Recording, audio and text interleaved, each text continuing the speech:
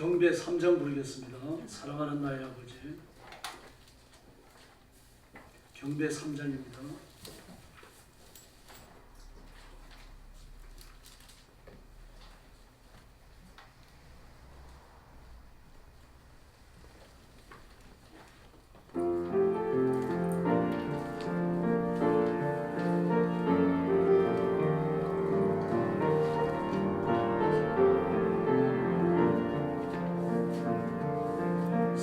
사랑하는 나의 아버지, 이름 높여드립니다. 주의 나라 찬양 속에 임하시니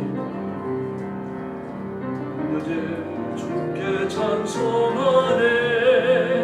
전능하신 하나님 찬양 언제나 동일하신 주, 전능하신 하나님 찬양 영원히 다스리네.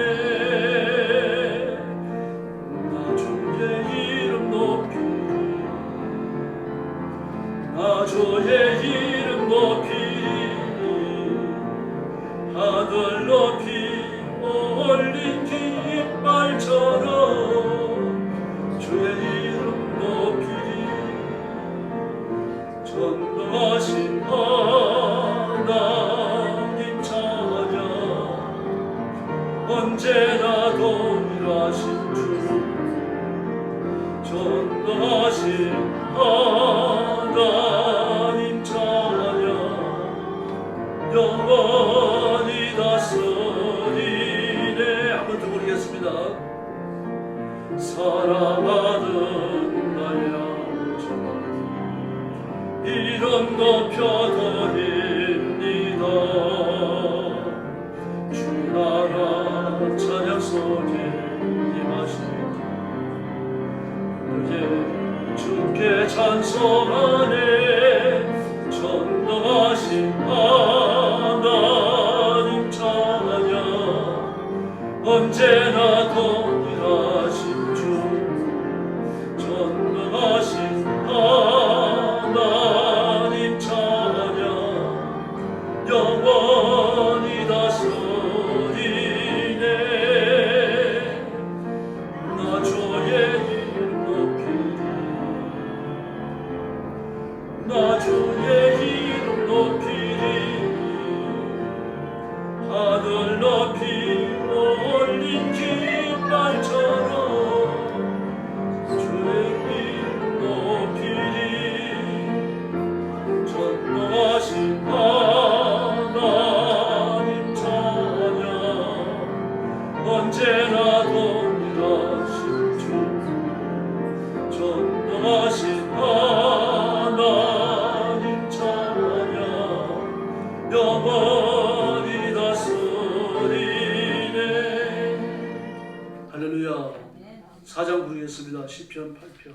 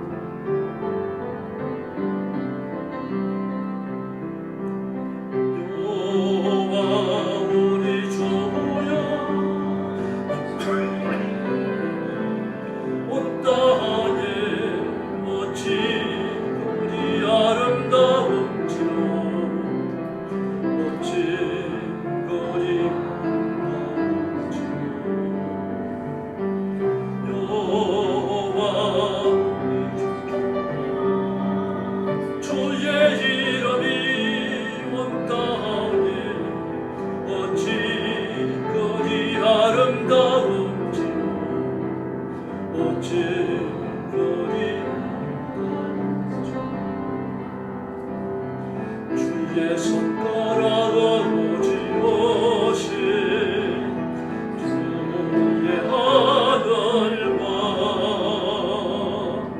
주 안에 끌어두신 달과 별 내 마음이 사랑이 무엇 아쉬웠네. 주께서 저를 생각하시며 인자가 무엇이건대 저를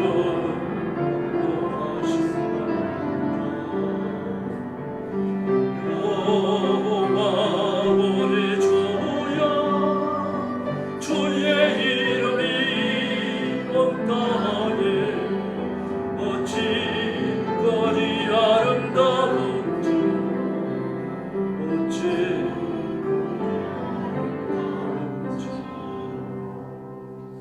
할렐루야. 경배 5장 부르겠습니다. 약한 나라와 강하게.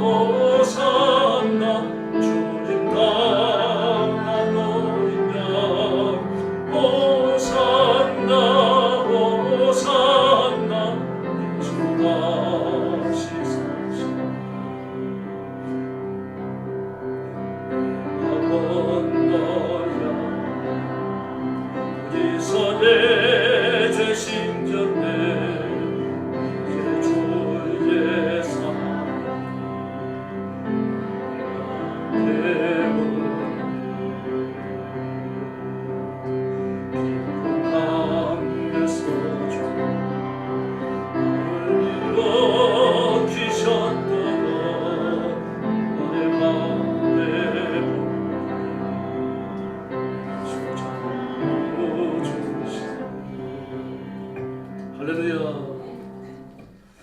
찬송가 524장 부르겠습니다. 524장입니다.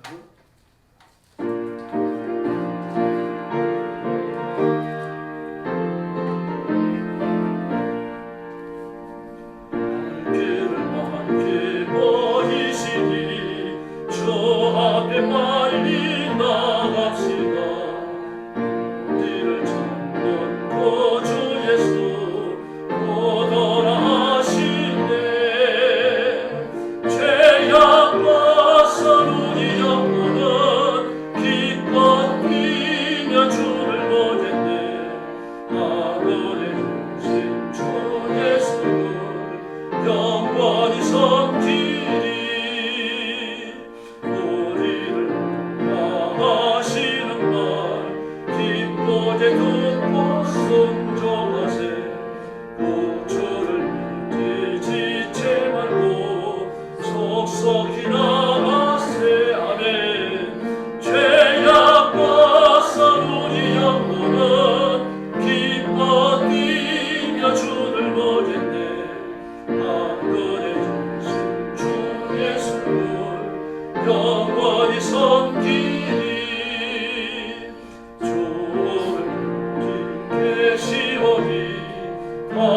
가서 주의 말씀 듣세 듣기만 하며 생각하니 참 진실하다.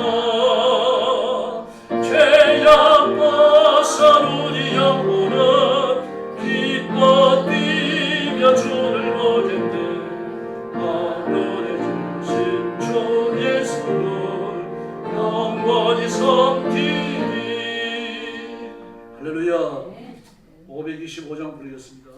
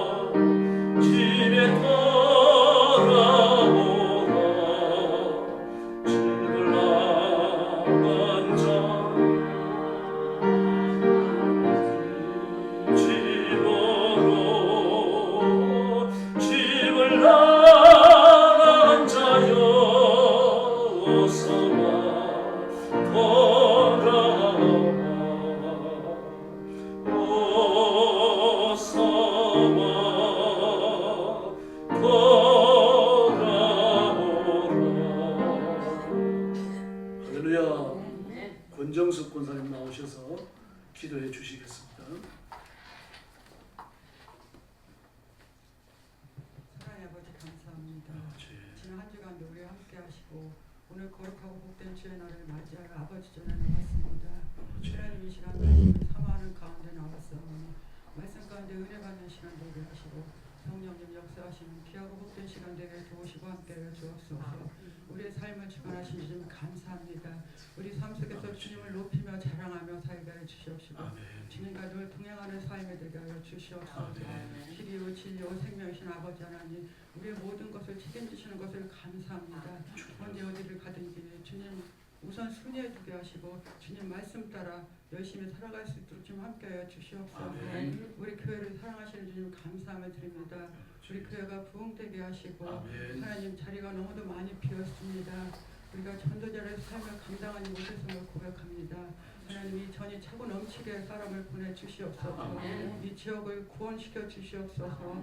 아버지 하나님 나라의 앞길을 주님께서 지켜주시옵시고 우리 대한민국을 살펴주시옵소서. 주님과 함께하는 대한민국이 되게 하여 주시옵소서. 힘들고 어려운 가운데 있습니다. 주님 도와주시옵소서. 하나님 아버지 원치 않는 죄고로 고생하는 성도들도 있습니다. 주님께서 이들을 찾아가 주시고 만나 주시고 깨끗게 치료하여 주시옵소서. 하나님 아버지 가정마다 평안을 주시고 온 가족이 예수 믿어 구원받는 복을 허락하여 주시옵소서. 나누며 베풀며 살게 하여 주시옵시고 자녀들 앞길을 시온에 들어같이 열어 주시옵소서. 자녀들이 믿음의 굳건히 설 수 있도록 주님 함께하여 주시옵소서. 하나님 아버지 이 시간 귀하신 목사님 단위에 세우셨사오니 감사함을 드립니다. 성령 충만케 하여 주시옵시고 영육간에 강건케 하여 주시옵소서. 말씀 선포하실 능력의 말씀 권능의 말씀 되게 하시고 우리가 그 말씀 붙잡고 세상을 살아갈 때 승리하며 살게 하여 주시옵소서. 이한 시간 함께 해주신 줄 믿사옵고 예수님의 이름으로 감사하며 기도드립니다. 아멘.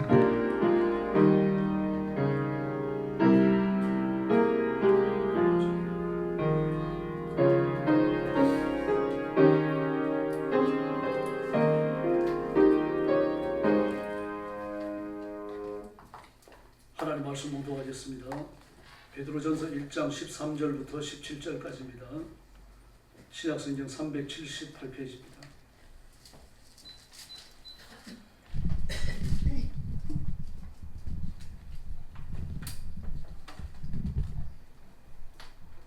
베드로 전서 1장 13절부터 17절까지입니다. 13절 제가 먼저 봅니다. 그러므로 너희 마음의 허리를 돌리고 근신하여 예수 그리스도께서 나타나실 때에 너희에게 가져다 주실 은혜를 온전히 바랄지어다. 너희가 순종하는 자식처럼 참여하는 날 때 너희의 사욕을 품하지 말고 오직 너희를 부르신 거룩한 이처럼 너희도 모든 행실에 거룩한 자가 되라. 기록되었을 때 내가 거룩하니 너희도 거룩할지어다 하시니라. 외모로 보시지 않고 각 사람의 행위대로 심판하시는 이를 너희가 아버지라 부른즉 너희가 나그네로 있을 때를 두려움으로 지내라. 17절 한번 더 읽겠습니다. 외모로 보시지 않고 각 사람의 행위대로 심판하시는 이를 너희가 아버지라 부른즉 너희가 나그네로 있을 때를 두려움으로 지내라. 아멘.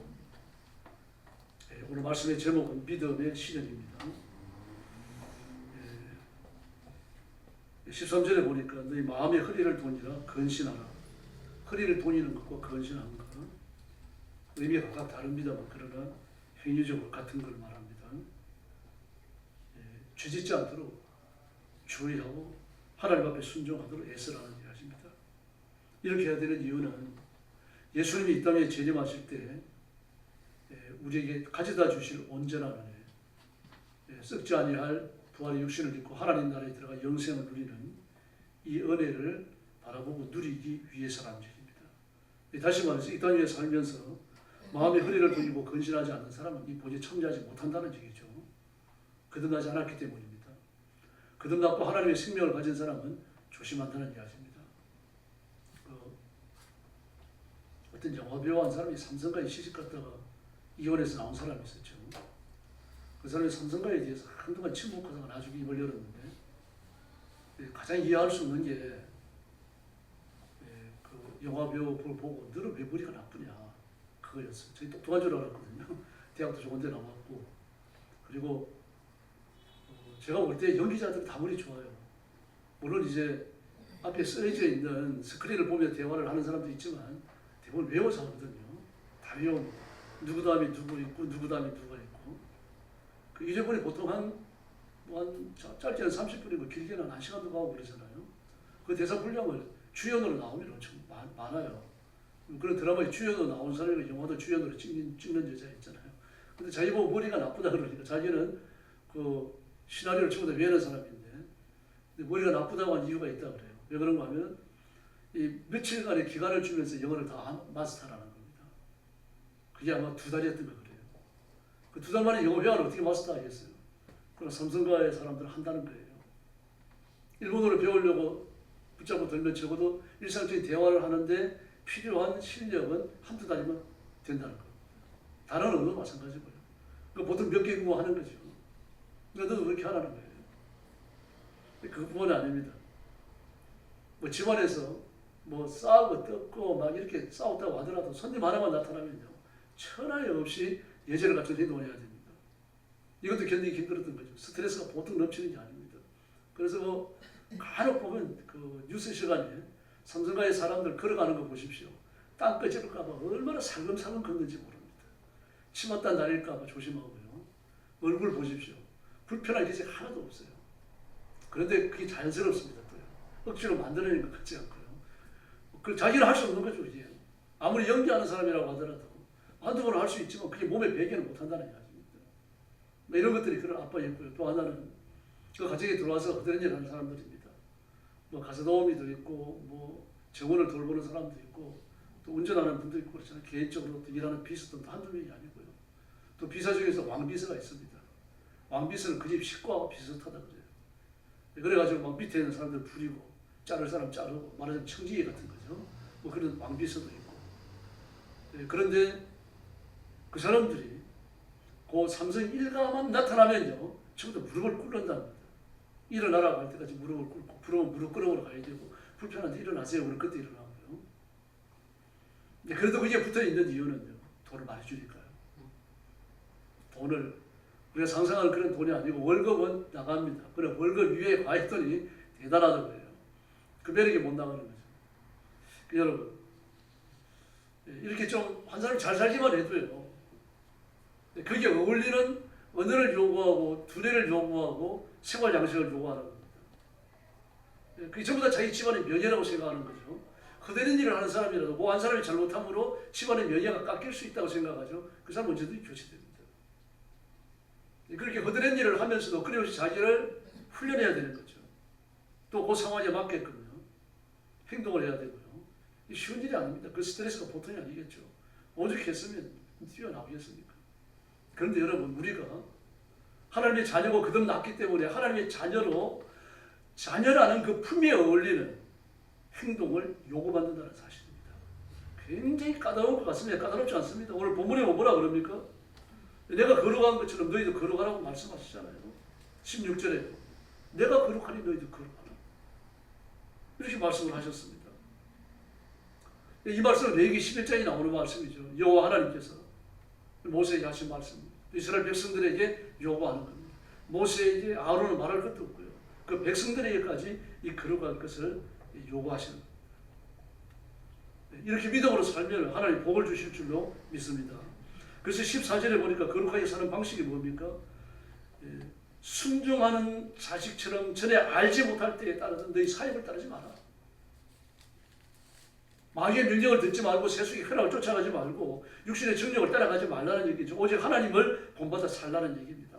근데 하나님께서는 우리가 진심으로 그렇게 하는지 외식으로 하는지 아신다는 이야기입니다. 그래서 14절, 17절 말씀에 보니까 외모로 보지 않으신다라고 말합니다. 그 행위의 진실함을 따라 심판하신다라고 말씀했습니다. 그래서 너희가 나그네로 있을 때를 두려움으로 지내라. 나그네로 있을 때, 지금이 나그네잖아요. 아무리 좋은 옷을 입었더라도요. 아무리 좋은 음식을 먹더라도, 아무리 좋은 집에 살더라도 잠시입니다, 여러분.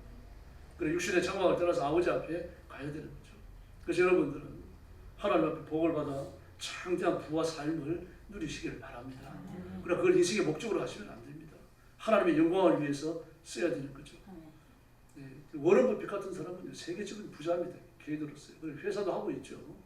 뭐 투자 회사도 하고 있고, 그리고 겉으로 드러나기를 바라지 않습니다. 뭐 사모펀드도 갖고 있고, 사모펀드가 사채 회사잖아요. 또 그 이외의 사채를 또 합니다. 그 재산이 얼마인 줄 아십니까? 제가 인터넷에 찾아보니까 253조 원인가 235조 원인가. 개인으로 가진 재산은 세계 최고예요. 회사를 하면서 공식적인 큰 회사를 가진 사람이 아니고 개인적으로 투자를 해가지고 이렇게 돈을 번 사람은 최고더라고요. 엄청납니다. 그런데도 그는요, 길을 지나가다가 1센트짜리가 떨어져 있으면 죽는다 그래요. 그럼 묻습니다. 너는 돈이 헤일 수 없이 많은데 그 1센트짜리 왜 죽느냐? 그 1센트라 그러면요, 1달러에 100분의 1이거든요. 1달러에 1,500원이라고 하더라도 15원에 해당되는 거 아닙니까? 15원. 근데 왜 죽느냐 그러니까 뜻밖의 대답을 합니다. 돈이라서 죽는다. 병답이죠. 뭐 그러니까 그걸 부자가 됐는지 모르겠습니다. 그러나 그 사람은 돈을 쌓아놓기 위해서 있는 거죠. 그 쌓아놓은 재물을 하나님의 영광을 위해 쓰지 않는다면 그 돈이 그를 망칩니다. 그는 돈에 대한 탐욕으로 살다가 탐욕 가운데 죽어서 탐욕을 끌어안고 지옥에 떨어집니다. 그러나 그리스도인은 그렇게 살아서 안 됩니다.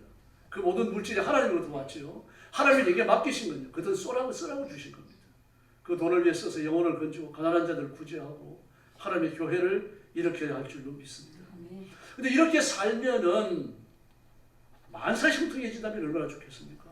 우리가 말씀 앞에 순종하고 노력을 하고 애쓰고 말입니다. 발버둥을 치면서 순종하지만 환난과 시련이 그냥 따라온다는 이야기입니다.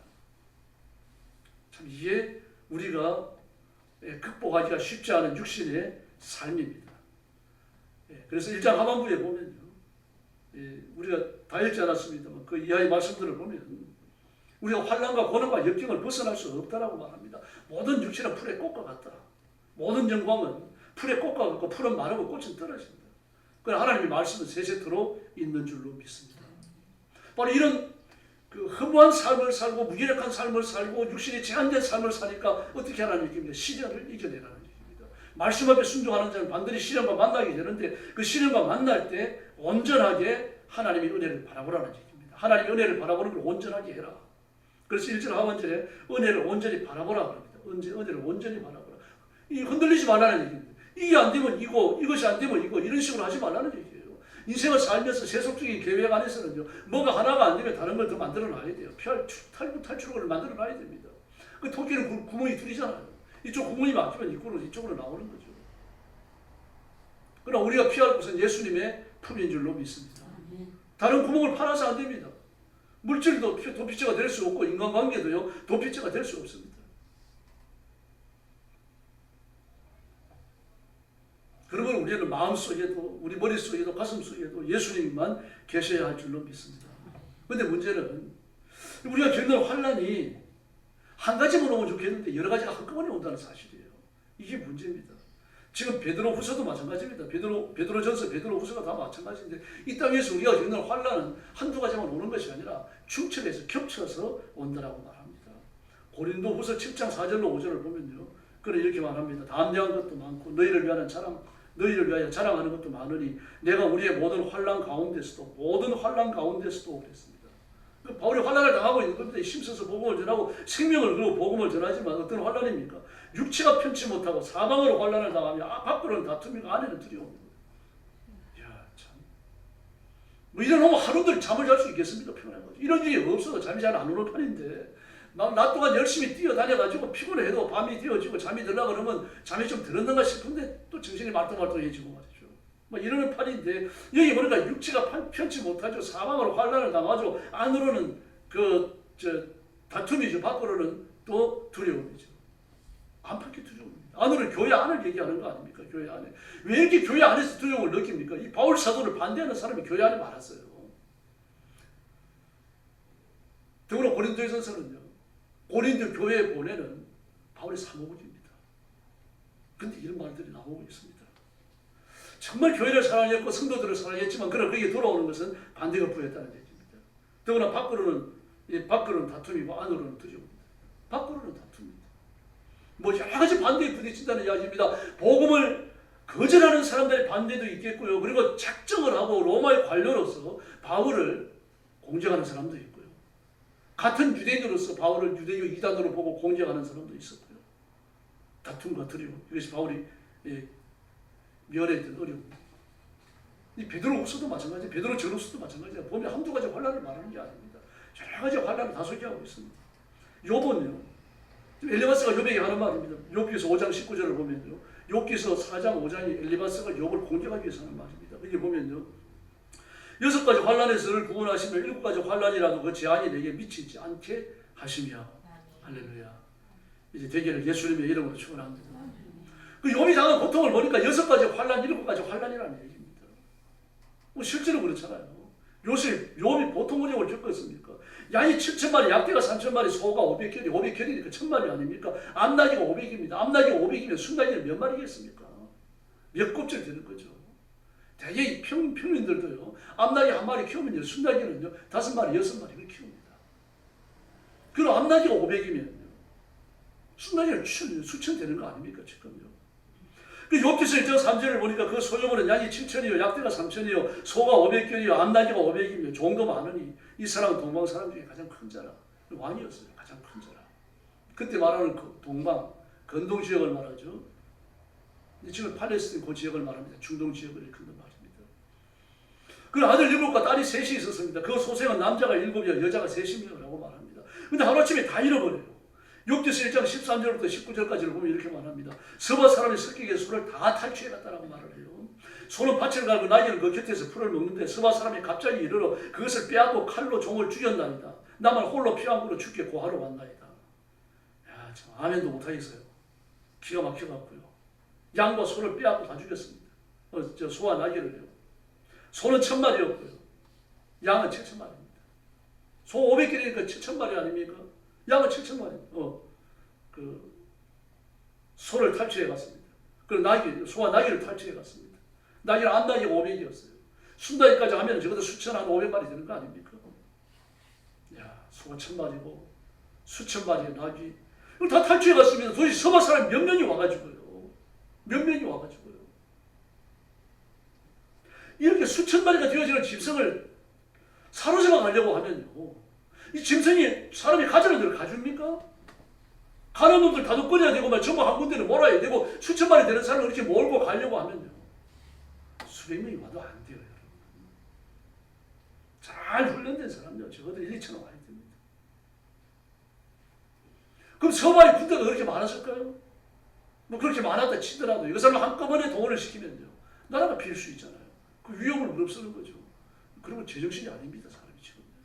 더구나 욥은 동반이 의인이었죠. 동반이 큰 자였죠. 그건 왕이었어요. 이런 사람을 대적한다라고 하는 것이 어떤 위협을 따르는지 알지만 하는 겁니다. 마귀는 그런 존재입니다. 할 수 없는 걸 하게 만들어요. 마음을 크게 먹어서 그런 게 아니고 미친 거예요. 또 이렇게 말합니다. 그가 말할 때에 또 한 사람이 와서 고하되 하늘에서 불이 내려와 양과 종들을 살라버렸고 나만 피한구로 죽게 고하러 간다이다. 야, 하늘에서 불이 떨어지는데 양이 몇 마리입니까? 양이 7000마리입니다. 7000마리 양이 도대체 불이 어떻게 떨어져서 한꺼번에 다 죽습니까? 어떤 사람 벼락이 떨어져 죽었다 그러던데 저도 옛날에 그렇게 알아들었어요. 뭐 그렇게 설교하시니까요. 아, 그렇구나. 벼락이 떨어져서 7000마리 죽었구나. 그 나중에 알고 보니까 벼락으로 7000마리 죽을 수가 없습니다. 벼락은 길이 있습니다. 욥기서에 나오죠. 벼락을 위하여 길을 내시며라고 말해요. 벼락이 내려 떨어지는 길이 얼마나 될 것 같습니까? 폭이 30cm예요. 폭이 30cm예요. 그럼 폭이 30cm니까 나한테 벼락이 떨어지더라도 나와 같이 가는 사람은 아무 이상 없는 겁니다. 그냥 전기에 조금 감전되는 걸로 끝나요. 정신 너무 툭툭 틀고 일어납니다. 정특으로 말은 나는요. 그게 수치되는 거죠. 그게 벼락이에요. 그러므로 이게 7000마리의 양들이 다 죽으려고 그러면 벼락이 떨어져서 안 되죠. 하늘에서 불덩어리가 떨어져야 되는 거예요. 그럼 도대체 무슨 불덩어리가 떨어집니까? 그거 제가 알게 뭡니까? 우리 몰라요. 이런 어떤 분이 있지요. 여러분 알겠습니까? 이런 거 알려고 기도할 필요도 없어요. 알면 뭐 할 겁니까? 불이 떨어지면 틀림없는 거죠. 불이 떨어져가지고 7000마리의 양들을 죽이고 양을 죽이는 그 많은 종들을 더 같이 죽였습니다. 또 이걸로 끝나지 않습니다. 그들이 아직 말할 때 한 사람이 와서 고하되 사람이 셋대를 지어 갑자기 약대기에 달려들어 그것을 빼앗고 칼로 종을 죽였나이다. 나만 홀로 피한 거로 주인에 이제 고하러 왔나이다. 약대는 몇 마리입니까? 3000마리입니다. 약대 3000마리, 양 7000마리보다 더 다루기 어려울까요? 쉬울까요? 훨씬 더 어렵습니다. 약대가 그렇게 말 잘 듣는 동물이 아닙니다. 야성이 아주 강해요. 그래서 주인이 약대에게 늘 관심을 두지 않으면 약대가 들이받습니다. 이런 약대 3000마리. 이들을 돌보기 위해서 종은 몇이나 있었을까요? 그들을 다 죽이고 약대를 빼앗았으니까 여기에 수천이 와야 됩니다.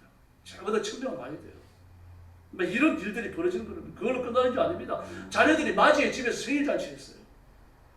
근데 태풍이 무너져서 집이 무너져 다 죽어버립니다. 그가 아직 말할 때에 또 한 사람이 와서 고하되 주인의 자녀들이 그 마태마 집에서 식물을 먹으며 포도주를 마시더니 거친 들에서 대풍이 일어나 집 내 모퉁이를 치매 그 소년들 위에 무너짐으로 그들이 죽었나이다. 지만 홀로 피함으로 공하러 왔나이다. 야, 여러분 이게 그저 순식간에 이루어지는 겁니다. 지금 이게요. 아주 하나님께서 욥을 잡으려고 작정을 하신 거예요. 머리끝부터 발끝까지 말입니다. 털끝 하나 날려 남겨놓지 않으려고 아예 작정을 하지 않으셨으면 이런 일이 일어날 수가 없는 거죠. 말밖에 벗겨버리는 겁니다. 오직 했으면 제가 빈손으로 왔사오니 빈손으로 가오리다 그렇게 말하겠습니까? 주시니도 여호와시니 가져가시니도 여호와시니 손에 뭐 하나 남지가 않았습니다. 아무것도 없었어요. 10남녀 어쩌면 하루아침에 말이야 그 대들보에 깔려가지고 다 죽을 수 있겠습니까? 이걸로 끝났습니까? 욥기 2장 4절에 보니까 사단이 이에 여호와 앞에 물러가서 욥을 쳐서 그 발바닥에서 정수리까지 악창이 나게 앉으라. 욥이 제 가운데 앉아서 기와 조각을 가지고 몸을 긁고 그렇게 말합니다. 얼마나 가려운 기와장 가지고 긁겠어요. 아내가 그 모습을 보고 뭐라 그럽니까? 욥기 2장 9절에 보니까 당신이 그래도 자기의 순전을 굳게 지키느뇨 하나님 욕하고 죽어라. 그리고 가버렸어요. 욥의 부인을 회개하지 않았으면 천국이 없습니다. 욥이 그 저주에서 회복된 다음에 10남매를 더 낳죠. 그러니까 장가 간 겁니다. 첫 아내는 어떻게 살았는지 성경 전혀 이야기하지 않습니다. 어쩌면 천국이 없을지도 모르죠. 회개했다면 천국이 있을 거고요. 뭐 이런 시련이 욥을 거쳐가는 겁니다. 끔찍스럽잖아요. 그 욥이 겪었던 시련은 정말 무참한 겁니다. 왜 그러면 인간이 다 떠나버렸어요. 욥은요. 내가 사는 도시에서 내가 다스리는 나라에서 내 도움을 받지 않은 고아, 내 도움을 받지 않은 과부, 내 도움을 받지 않은 나그네가 있으면 나와보라 그래요. 없었어요, 여러분. 그런 자기 백성들의 처지를 잘 관찰을 했고 정확하게 파악을 했고요. 그리고 자신의 개인 재산을 틀어가지고 그들을 다 도왔어요. 그런데 욥이 고난을 겪고 나니까 어느 한 사람 위로하라는 자가 없어요. 마음이 돌았으면 이렇게 돌아서겠습니까? 이것도 하나님이 하시는 일입니다. 사람의 마음이 이렇게 떠날 수가 있어요. 그래서 여러분들은 누가 아프다 입원했다 그러면 꼭 찾아보십시오. 아멘 좀 하세요. 누가 아프다 병원에 입원했다 그러면 꼭 찾아보세요. 위에서 기도해 주시고요. 아이스크림 좋아하면 아이스크림 사갖고 가시고, 과일 좋아하면 과일 하나 사들고 가시고, 많은 돈 안 들어도 괜찮습니다. 찾아가서 손 붙들고 말입니다. 간절한 마음으로 기도해주고, 그게 중요한 거죠. 저는 정말 여러분들이 환난을 피해 가시기를 바랍니다. 새벽마다 우리 성도들 한 사람 한 사람에서 기도할 때 시험에 들지 않게 해주세요. 저 그 위해서 기도해요. 시험에 들지 않아야 됩니다. 그래도 하나님이 시험을 허락하시면 이겨야 되는 거죠. 마치 인생길에 다니는 동반자처럼 찾아오는 겁니다. 이 처참한 광경을 보고 멀리서 그 친구들이 3시나 나중에 엘리야가 참여하니까 4시나 되는 거죠. 나중에 4시입니다. 처음에 3시예요. 와가지고 욥을 쳐다보고 말입니다. 할 말을 잃어버렸어요. 할 말을 잃어버렸습니다. 여러분 고난도 어지간해야 말을 하는 거죠. 극심한 고난을 겪고 나니까 뭔 말을 해야 될지 모릅니다. 잘 사는 집이 불이 나가지고 홀랑 다 타버렸습니다. 막 세워놨다 차까지 다 타버렸어요. 찾아가 뭐라고 얘기할 겁니까? 할 말이 없었어요. 이걸 열면서 하는 말이 뭡니까? 욥아, 우리가 너를 보고 너무 끔찍해서 할 말을 잃었다. 그러나 이제는 뭐 네가 바른 길로 가야 되니까 우리가 권면을 안 해야 되겠느냐? 권면으로 알고 들어주기 바란다. 그리고 하는 말이 뭡니까? 너 죄가 많았으니 고난을 겪는 거니까 네 죄를 회개해라. 야, 무섭습니다. 위로해 주러 왔으면 위로해야지요. 죄를 깨닫게 하는 것은 누굽니까? 새 친구가 아니에요. 하나님이 하실 일입니다. 성령님이 하시는 일이라는 말입니다. 그걸 왜 사람이 합니까? 나는 위로자예요. 하나님 위로자라 보내셨으면 위로하고 와야 되는 겁니다. 위로를 한마디도 안 합니다. 한마디도 안 하고 욥이 좋아하는 음식 하나 안 만들어갑니다. 얼마나 못됐습니까? 그 먼 길을 걸어가면서 욥이 좋아하는 뭐 음식 하나 만들어가야 될 거 아닙니까? 과일 하나 사가야 될 거 아니에요. 그 극심한 고통을 하니까 먹는 건 누가 갖다 주겠습니까? 거지처럼 돌아다니면서 주워 먹었는지도 몰라요. 그 연애 입었던 사람 욥을 돌아오기 위해서 어느 한 사람 찾아오지 않았으니까 어떻게 먹고 살았을까요? 모든 건 다 불타버렸고요. 입성은 어땠을 것 같습니까? 긁어도 시원치 않습니다. 얼마나 가려운지 말입니다. 그 터졌다가 붓고 말입니다. 거기에서 벌레가 쉬를 쓰니까 구더기가 생기고 그 위에 옷을 입어놓으면 그게 옷이겠습니까? 살하고 옷이 붙어갖고 말 매랄이 있고 형편이 없는 거죠. 벗을 수도 없는 거 아닙니까? 벗으려고 하면 물에 적셔야 되는 거고 말입니다. 그 옷을 가지고 벗어놓으면 그 옷 입을 수 있어요? 어쩌면 그거 벌거벗고 있었는지 모릅니다. 가마떼기 하나 걸치고 있었는지. 그 욥이 입을 수 있는 옷이나 한 걸 가져오고 말입니다. 먹을 음식을 좀 가져와가지고 얼마나 고생스러우냐. 어깨 두드려주고 말입니다. 우리가 너를 위해서 금식해 주겠다. 그래야 되는 거죠. 뭐 잘났다고 이게 죄를 지적하고 합니까? 여러분 가르치려 하지 마세요. 하나님이 가르치시면 되고 목사가 가르치면 됩니다. 목사가 할 일도요. 어려움을 당한 사람 앞에서 위로가 우선이지 가르치는 게 우선이 아니에요. 근데 자꾸 가르치려고 합니다. 너 왜 이렇게 어려움을 겪는지 한번 좀 돌아봐라. 그런 말 절대로 하지 말아요. 고통을 겪고 있는 사람 찾아가갖고요. 나는 네 편이다. 네 위에 가지고 내일부터 아침 금식할게. 그런 말을 해주는 거죠. 그래 힘을 얻을 거 아닙니까? 힘을 얻게 하기 위해서 가야지. 그 사람 가르쳐갖고 뭘 잘못했는지 지적을 하고 어려움을 겪어오면 이 어려움이 왜 왔는지 골몇 번도 더 생각해요. 어려움을 겪는 사람은요. 여러분은 안 그렇습니까? 고난의 비바람이 몰아쳤을 때 내가 왜 이런 어려움을 겪을까? 하나님 앞에 잘못한 게 없을까? 생각 안 합니까? 그동안 사람이 그 생각 어떻게 안 하겠어요? 골몇 번도 더 하는 거죠. 그걸로 이미 영적 진보가 일어나는 겁니다. 나는 가가지고 하나님 위로를 전해야 돼요. 위로를 전하고 그리고 격려해주고 말입니다. 그리고 음식 좀 사가세요. 못 먹을 사람 아니면요. 음식 사가고 과일 사가고요.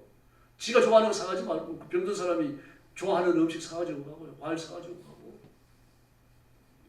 이 다 먹고 나면 전화해라. 나 다음에 또 사갖고 올게. 말이라도 그렇게 하는 거예요. 예, 그리고 빈말이라도 기운 나면 이제 나가서 밥 먹고 오자. 그러세요. 병원밥만 먹다가 가가지고 밥 사주면 진짜 기분 좋아요. 그럼 데려와서 밥도 사주고 말이죠. 그리고 야 기운 없어서 못 나가겠다 그러는데 먹고 싶은 거 뭐냐 내가 배달시켜줄게. 돈 좀 쓰세요. 그럴 때. 뭐 1, 2만 원, 2, 3만 원 쓰면 어때요?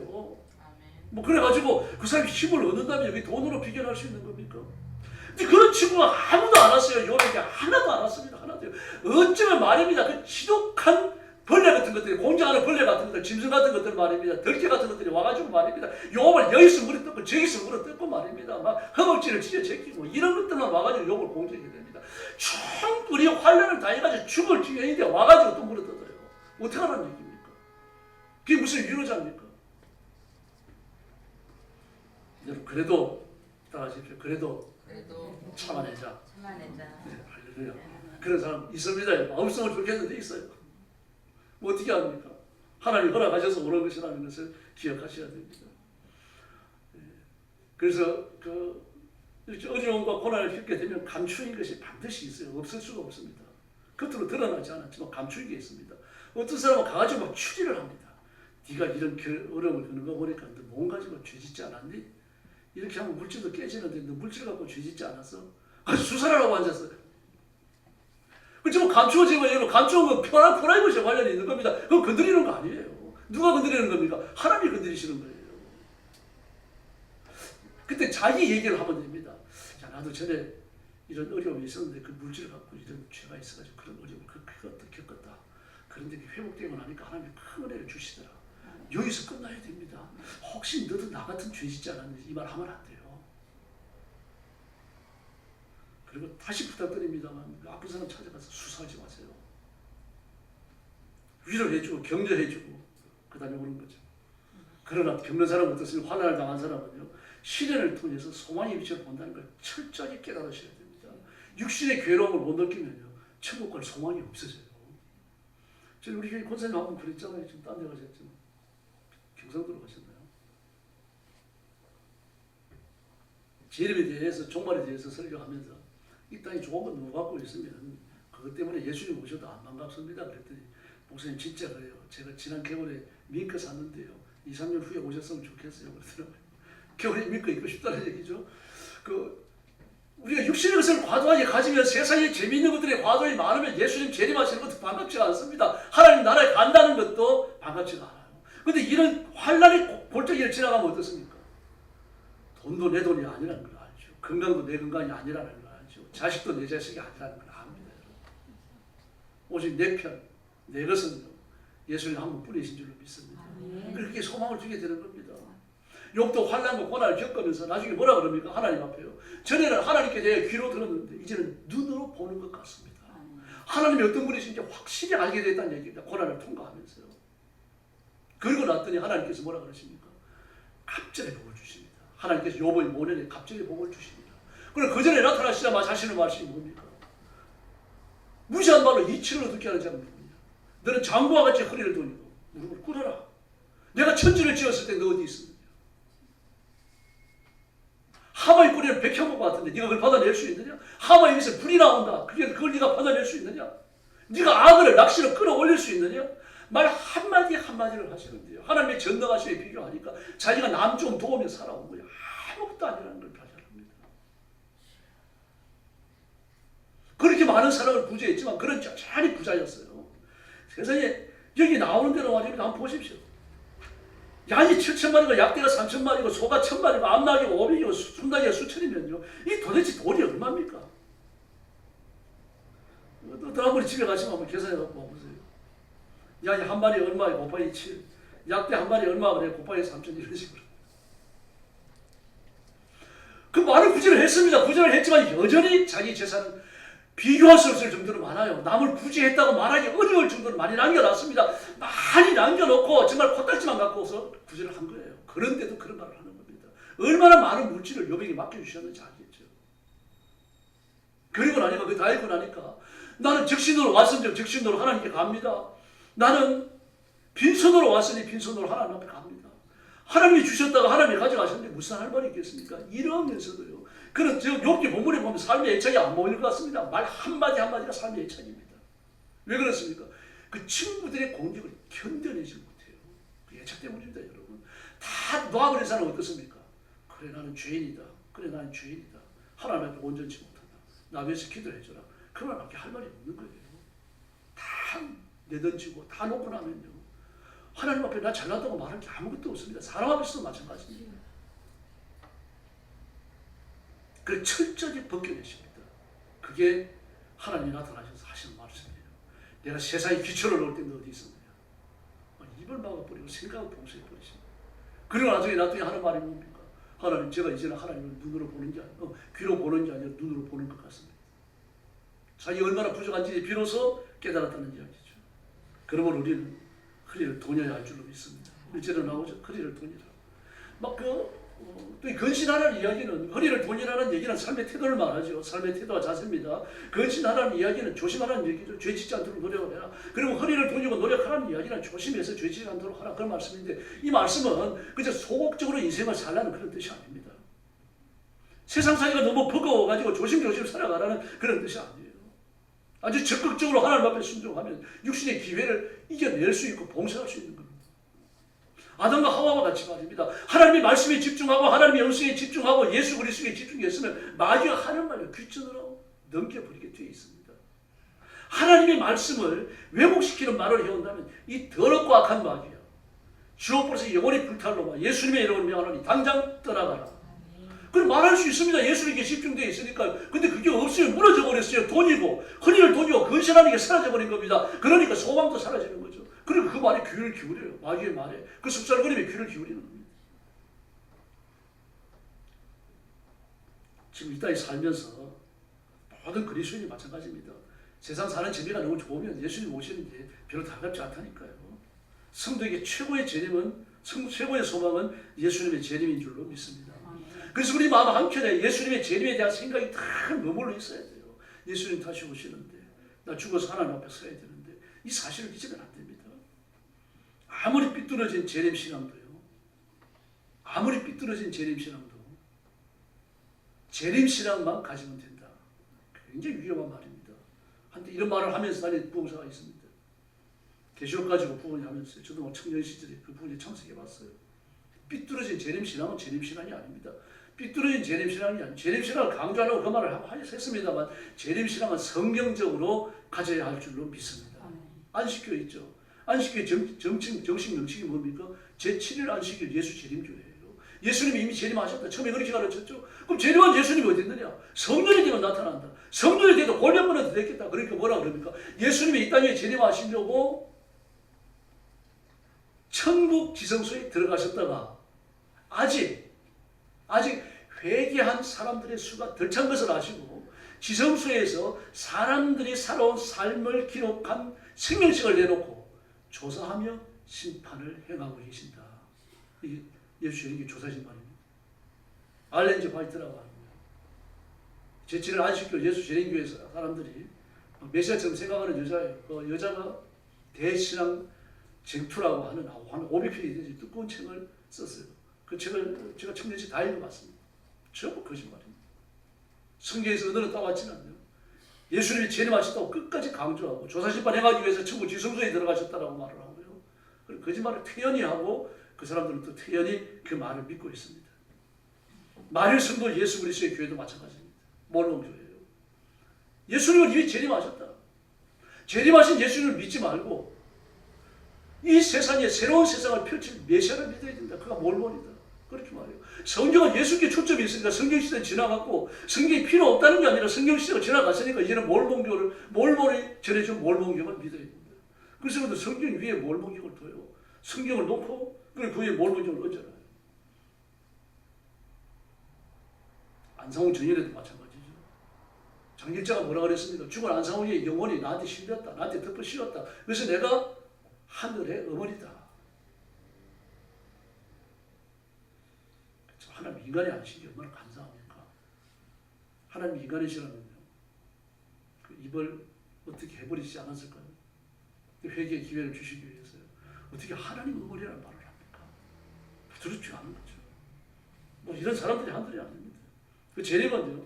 그리스도가 세상에서 믿음을 지킬 유일한 이유예요. 그리스도의 재림이 없다면 믿음을 지킬 이유가 없어요. 내 자신이 고난과 역경과 어려움의 한 골짜기를 지나간다고 하더라도 믿음을 손해 보면서까지 그 골짜기에서 살아남으려고 애쓰는 건 아닙니다. 그래서 시련이 찾아왔을 때 기도해야 됩니다.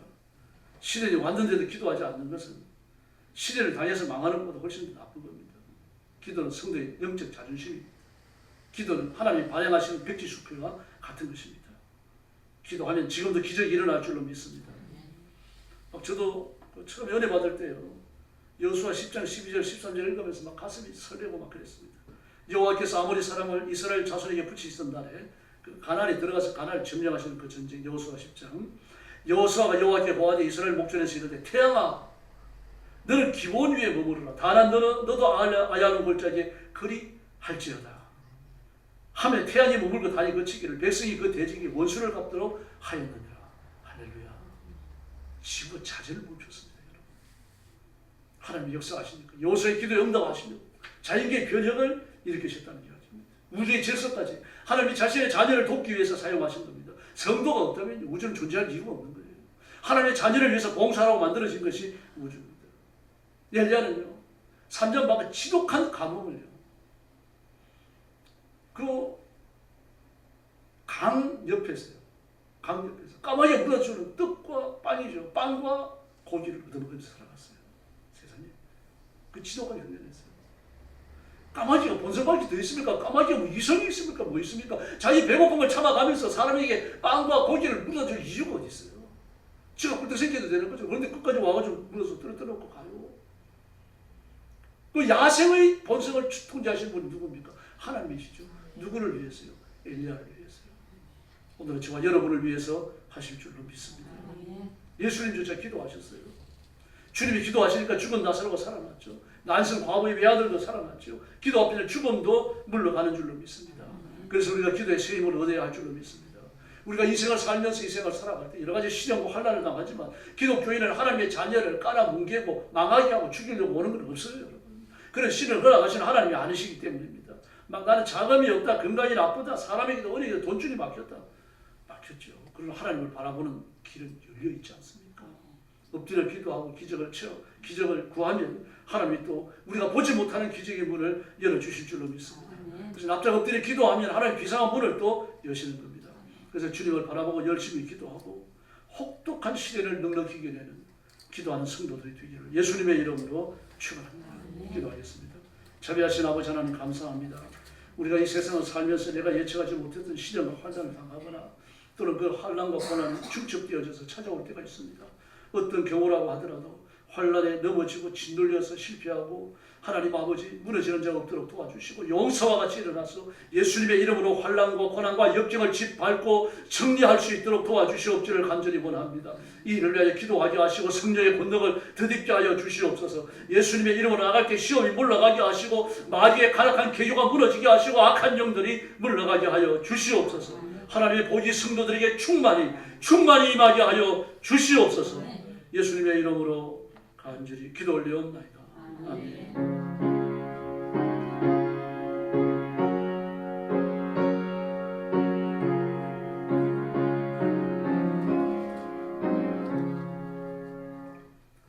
(171장) 찬송 드리겠습니다.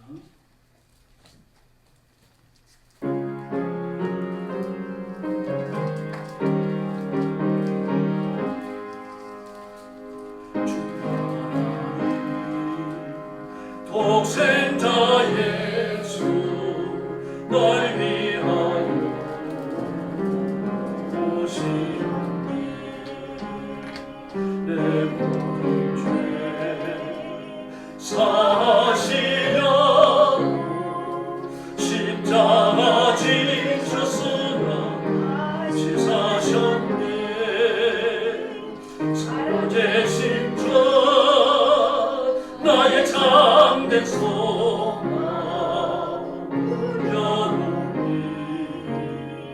사라지네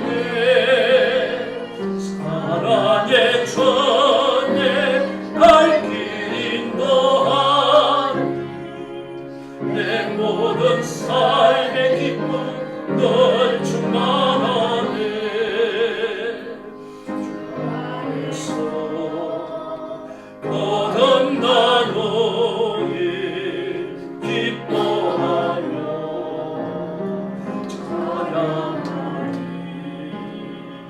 가슴 속에 넘치는 하시 어디에 가는 길에서 넘치네 살아계신 저 나의 참된 소망 두려움이 사라지네 사랑의 전에 갈 길 인도하니 내 모든 삶의 기쁨 널 충만하네 사랑 다 마치노니 우리 주님 배우리라 사랑 권세 다 물리치고 주님이 다스리니 왕 넘치네 살아계신 주 나의 참된 소망 두려움이 사라지네 사랑의 전에 갈 길 인도하니 내 모든 삶의 기쁨 널 충만하네 할렐루야. 지금 우리나라도 그렇고 한국 교회도 그렇고요. 여러분도 보시면 알지만 아주 기성을 부리고 있습니다. 들수술을 놓지 않는 나라가 없고 그런 교회가 없고요. 지금 큰 교회는 큰 교회대로 작은 교회는 작은 교회대로 아주 고난 고생이 보통이 아닙니다. 지금 큰 교회들은요.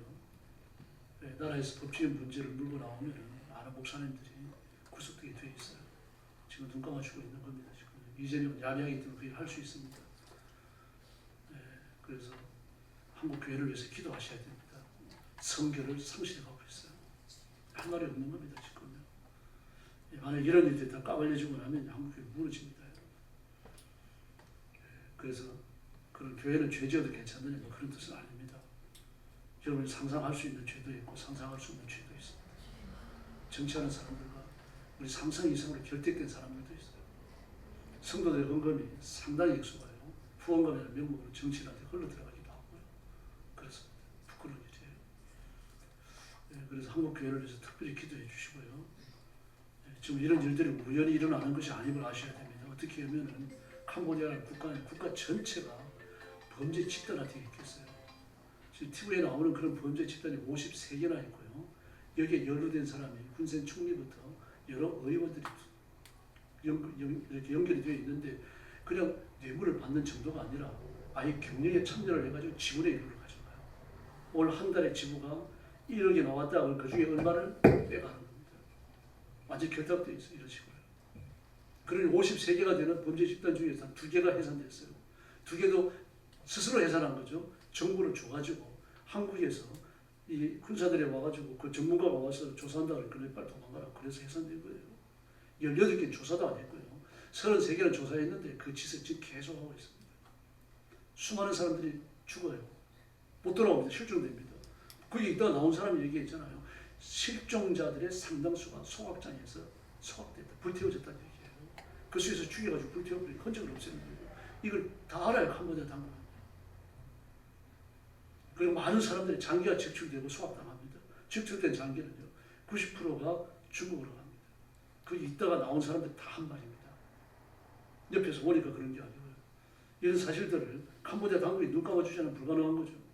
그래서 캄보디아는 중국 1대1로에 적극 참여하면서 그 재정에 완전히 지금 붙잡혀 있습니다. 캄보디아 배후에는 중국이 있습니다. 중국이 어떤 식으로 국가 하나를 그들 내는지를 보여준 겁니다. 중국은 이런 식으로 전 세계를 손아귀에 두려고 해요. 그 뒤에는요, 정말 마귀가 있는 겁니다. 단순히 약한 영 정도가 아니고 마귀가 중국을 조종하고 있어요. 그래서 우리는 이 영적 싸움임에서 깨닫고 기도해야 됩니다. 엎드려 빌어야 되고요. 이런 식으로 국가가 폭력 집단화되고 사람들을 국가의 공권력을 앞세워가지고 죽이고 죽는 것을 그냥 두고 이런 때가 없었어요, 여러분. 물론 이제 고대 시대는 그런 때가 있었습니다만 근대화되고 나서 이런 국가가 없어요. 미국과 영국이 칼을 빼들고 나왔습니다만 그러나 저 사람들이 캄보디아에 감리하는 것도 제한되어 있어요. 우리는 직접적인 연구가 많죠. 1월달부터 8월까지 단순히 8개월 동안요. 8개월 동안에 캄보디아에 건너간 사람들이 330명입니다. 하루에 한 명 이상이에요. 그 중에 실종된 사람들이 얼마인지 모릅니다. 그들이 더해지고 그러면요 훨씬 더 많아집니다. 죽었지만 보고 안 된 사람들 그들이 또 더해져야 돼요. 지금 그곳에서 330명이 있다고 거의 파악이 되어진 거죠. 뭐 실종자들이 330명이고 살아있는 사람들 1000명이라고 말하는데 더 됩니다. 훨씬 더 됩니다. 그래서 우리나라는 군사작전을 펼 수 있어요. 캄보디아에서. 그 많은 세계적인 지지를 얻을 수 있습니다. 그러나 군사작전을 펴는 것도 쉽진 않아요. 캄보디아에서 허락 안 하면요. 어떤 부대를 보낼 겁니까? 그것도 심각한 문제입니다. 그래서 한일 태국에서 대한민국이 캄보디아에서 군사작전을 편다고 막 메스커를 때리고 있죠. 우리 편들어 주기도 합니다. 그리고 태국 같은 경우는요. 캄보디아에 가서 실종된 사람들이 10만이 넘습니다. 끔찍한 일이죠. 그래도 캄보디아나 태국이나 이 군사력이 비슷해요. 또 중국 무기를 이 캄보디아가 많이 갖다가 무장을 해놨기 때문에요. 그래서 함부로 하지도 못해요. 태국에서. 지금 이렇게 되어 있습니다. 그래서 이게 영적인 현상인 것을 깨닫고 우리는 엎드려서 영적 전투를 해야 됩니다. 이 시대의 주인은 하나님이시고 역사의 주인도 하나님이신 줄 믿습니다. 그렇다면 이런 고난을 허락하신 이유가 있죠. 오늘 본문에 나온 것처럼 환난을 허락하신 이유가 있다. 이런 걸 염두에 두면서 기도해 주시기 바랍니다. 옆에 있는 분들하고 인사 나눠주시기 바랍니다. 한 번 더 인사하시기 바랍니다. 기도하며 환난을 이겨냅시다. 할렐루야. 축도하겠습니다. 이제는 우리 구주 예수 그리스도의 은혜와 하나님 아버지의 급진하신 사랑과 성령님의 도우심과 인도하심과 교통하심이 오늘 주님 앞에 머리 숙여 주일 오후 예배를 드리며 말씀을 기쁨으로 받고 우리가 직면하는 시대의 혼란과 고난을 이겨내고 승리하여 복받기 원하는 사랑하는 모든 성도들 머리 위에 영원토록 함께 계실지어다. 아멘.